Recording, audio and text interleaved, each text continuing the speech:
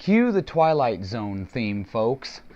District of Columbia Delegate Eleanor Holmes Norton just jumped the shark. She blamed those dang Republicans for, wait for it, the high AIDS HIV rate in our nation's capital.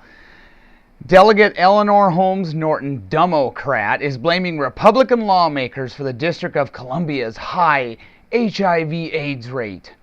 In a letter posted on her website, Norton lashed out at Republican efforts in recent years to attach riders to annual congressional spending bills that limited the district from using locally raised revenues to support needle exchange programs. She said this explains in large part why the district has a higher HIV/AIDS rate than do similar cities. No, maybe, it has nothing to do with you have a bunch of idiots living there. The district has a higher HIV/AIDS rate than cities with similar demographics in large part because of the riders attached by evil Republicans. I added the evil part.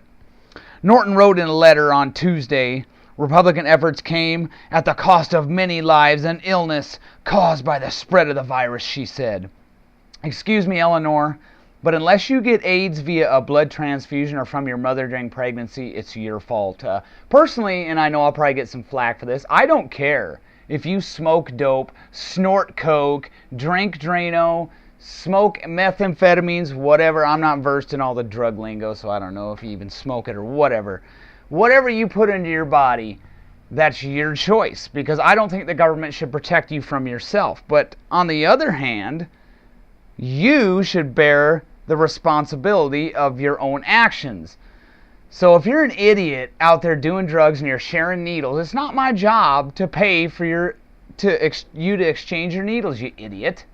Any more than it's my job to pay for your friggin' car insurance. It's your own fault if you get AIDS from sharing needles or having multiple sex partners, or if you engage in homosexual activity, rampant homosexual activity, and get AIDS.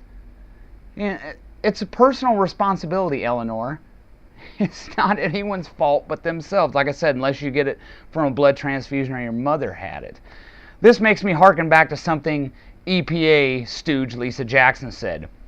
Lisa P. Jackson, the woman chosen by President Hussein Obama to head the Environmental Protection Agency, told attendees at a conference on environmental justice that minorities and low-income people are victims of pollution by U.S. companies and businesses.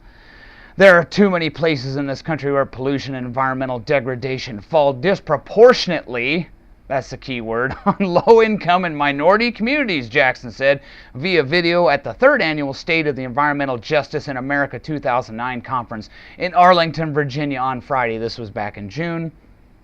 People have fallen ill with diseases like asthma and cancer. Businesses won't set up shop in those neighborhoods. Who would set up a business in, say, East St. Louis? I wouldn't. And good jobs are hard to find, she said. And it has, of course, nothing to do with the social policies of the local government or the state government there. No, it has nothing to do with that. We can't stand by and accept these disparities, Jackson, the first black to hold the post at the EPA, told conference attendees. At EPA, part of our central mission is to show all Americans that we work for them. You want some more? Here's some more.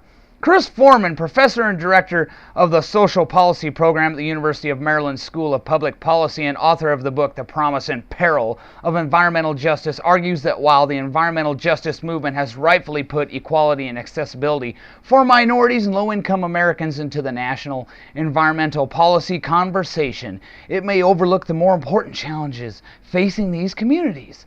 In the end, I think environmental enforcement can yield real benefits for low-income communities and communities of color, Foreman said when he testified before the U.S. Commission on Civil Rights in 2002. So much for that. It's just ridiculous, folks. It's nobody's fault. And it's like, yeah, Lisa, when I run my lawnmower, the greenhouse gas emissions from that evil lawnmower travel to Des Moines and affect some black man more. Yes, greenhouse gas emissions attack blacks and Hispanics a lot more than they do whites. It's amazing. Do they think, they're focusing on communities of color? Do they think communities of color are like helpless? Do they think these people are idiots? it's like we're still living in the Jim Crow era. So right there you have all kinds of race trading, emotional appeals. It's they didn't specifically name the evil white man, but I'm sure Miss Holmes, I don't know if she's married, I don't care. She probably thinks the GOP is just the party of the white man, but you can see how they use it. It's all about race, whether it's greenhouse gas emissions disproportionately affecting blacks and low-income people. You know, like it can't affect high-income people. Of course, they're immune to it. And I'm at a loss for words. It's just ridiculous, folks. So there you go. AIDS and HIV cases in Washington, D.C., they're not the fault of the people who use drugs and make bad choices and have multiple sex partners and this and that. It's the fault of the GOP. No personal responsibility, folks. Personal responsibility is dead.